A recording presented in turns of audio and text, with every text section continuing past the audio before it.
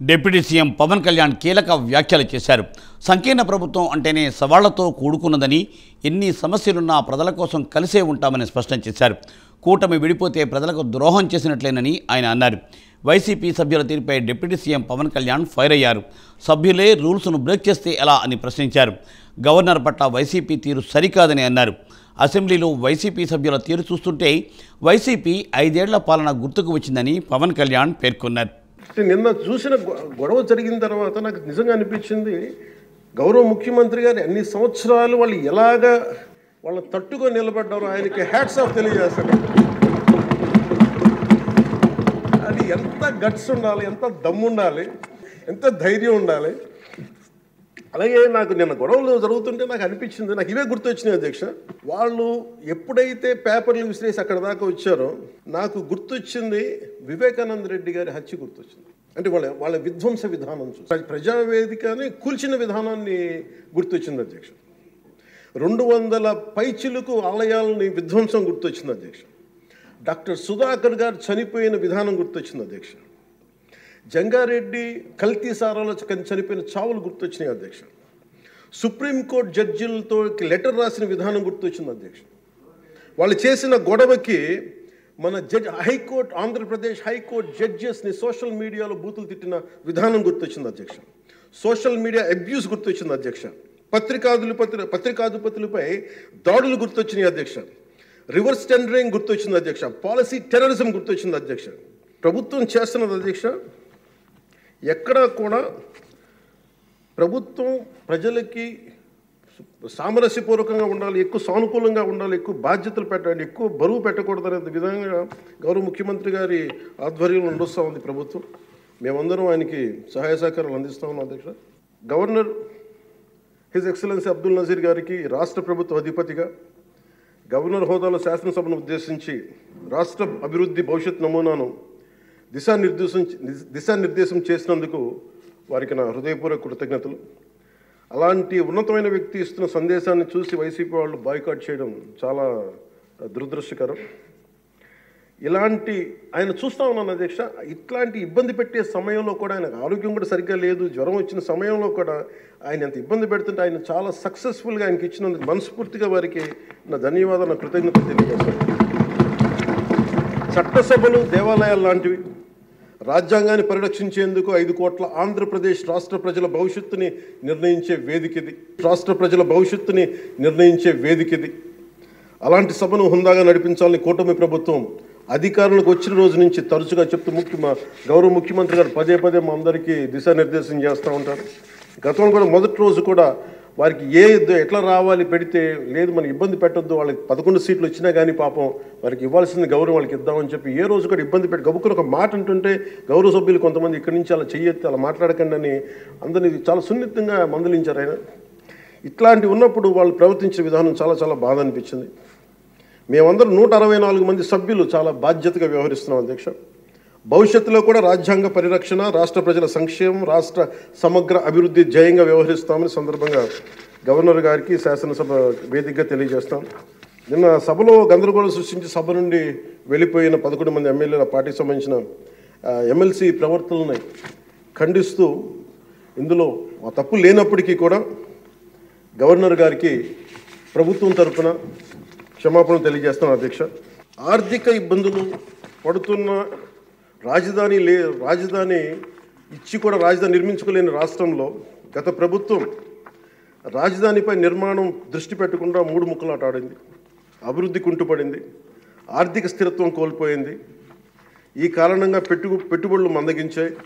అధికార దుర్వినియోగం, క్షీణించిన శాంతి భద్రతలు, మౌలిక సదుపాయాలు, కల్పన వైఫల్యం కారణంగా రాష్ట్రం తీవ్ర సంక్షోభంలోకి వెళ్ళిపోయింది. ఇలాంటి సమయంలో గౌరవ ముఖ్యమంత్రి శ్రీ నారా చంద్రబాబు గారి నాయకత్వంలో ఆయన ఈ సవాళ్ళను అధిగమిస్తూ ప్రభుత్వాన్ని స్థాపించాం.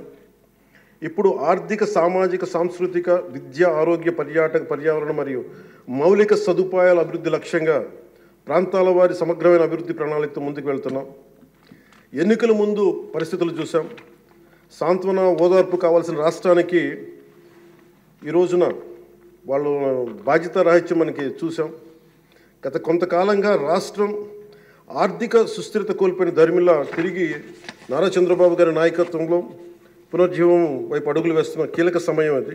ప్రతి గ్రామంలో రోడ్లు నిర్మించే చర్యలు తీసుకున్నాం అధ్యక్ష. కేంద్ర ప్రభుత్వం గ్రామీణ అభివృద్ధి శాఖ ఆధ్వర్యంలో ప్రతిష్టాత్మకంగా నిర్వహించే మహాత్మా గాంధీ జాతీయ ఉపాధి హామీ పథకం ద్వారా విడుదలవుతున్న నిధులను పూర్తి స్థాయిలో సద్వినియోగం చేసుకుంటూ అభివృద్ధి కార్యక్రమాలకి వినియోగం చేస్తూ కేంద్ర ప్రభుత్వం చేత ప్రశంసలు అందుకుంటున్న విషయాన్ని సందర్భంగా మీకు తెలియజేస్తాం అధ్యక్ష. దాదాపు 4,500 కోట్ల వ్యయంతో 30,000 అభివృద్ధి కార్యక్రమాలను ప్రారంభించి రాష్ట్ర వ్యాప్తంగా 4,300 కిలోమీటర్ల సీసీ రోడ్లు నిర్మాణం చేపట్టడం జరిగింది అధ్యక్ష.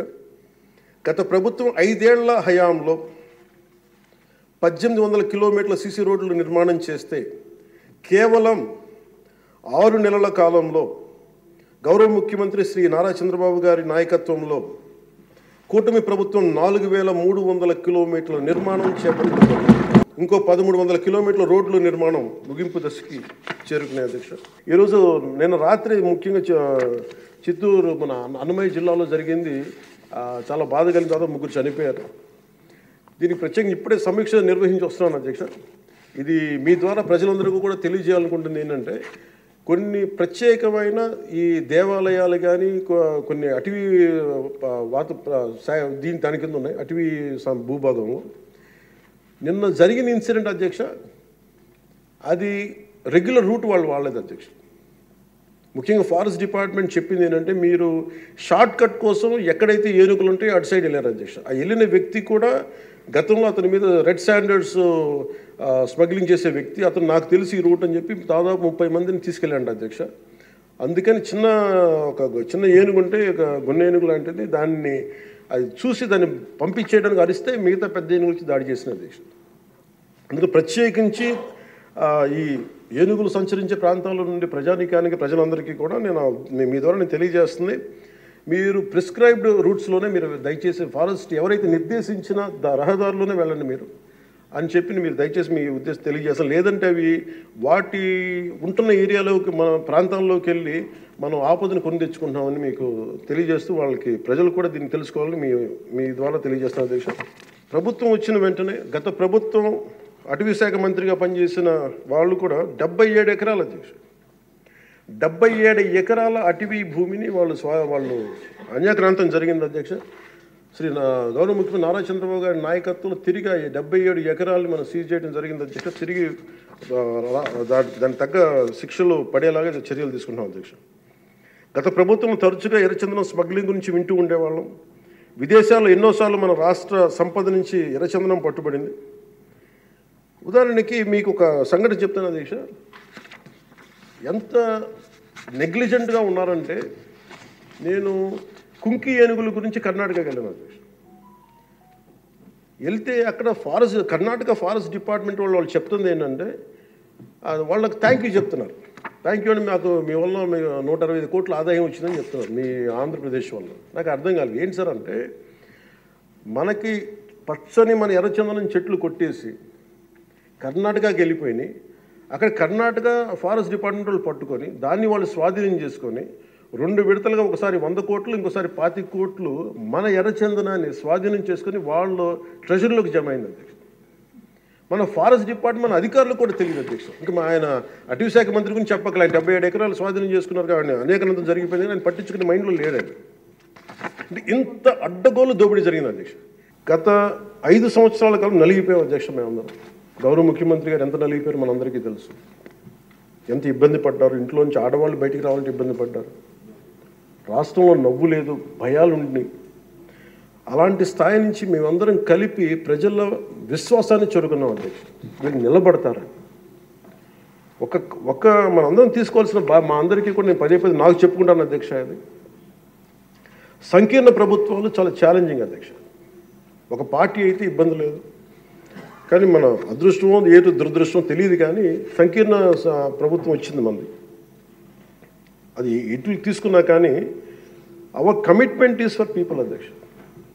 ఎన్నిసార్లు కూడా చాలాసార్లు గౌరవ ముఖ్యమంత్రి గారికి నన్ను ఇబ్బంది పెట్టి చాలామంది చాలా రకాల వ్యాఖ్యలు చేసినప్పటికీ కూడా మేము బలంగా కలిసి ఉంటాం అనడానికి ఇది వారి గురించో నా గురించో లేదంటే లోకేష్ గారి గురించి ఇంకెవరి గురించో కాదు. ఇది we have committed for people అధ్యక్ష.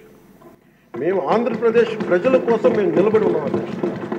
ఇబ్బందిగా ఉంటాయి కొన్ని కానీ సంకీర్ణ ప్రభుత్వం కలిసి లేకపోతే మటుకు ప్రజలకి మేము ద్రోహం చేసిన వాళ్ళం అవుతాం అధ్యక్ష. ఎట్టి పరిస్థితుల్లో కూడా అధ్యక్ష మేము మీకు మాటిస్తున్నాం, ప్రజలకు మేము మీ ద్వారా మాటిస్తున్నాం. మాలో ఎన్ని ఇబ్బందులు ఎన్ని ఇట్లాంటివి వచ్చినా ఎవరన్నా మాట్లాడిన గౌరవ సభ్యులు ఎవరన్నా మాట్లాడిన మేము వీటిని అధిగమించి ప్రజల్లో మన్నను చూరుకొని 15 సంవత్సరాలు ఖచ్చితంగా మా ఎన్డీఏ ప్రభుత్వం ఉంటుంది. ఎన్ని ఇబ్బందులు ఉన్నప్పటికీ కింద పడతాం మీద పడతాం, అవి మా ఇంటి విషయాలు అధ్యక్ష. అవి మన ఇంటి విషయాలు, అవన్నీ మన ఎన్డీఏ కూటమి విషయాలు, మన కుటుంబ విషయాలు. కింద పడతాం మీద పడతాం, ఒక మాట అనొచ్చు ఇంకోటి అనొచ్చు, నాకు ఏం అభ్యంతరం. కానీ ఇంకొకసారి మటుకు గవర్నర్ గారికి గౌరవం ఇవ్వని వ్యక్తుల పార్టీ మటుకు ఈ సభలో అడుగు పెట్టకూడదు. వాళ్ళకి ఇప్పుడు అధికారం రాదు.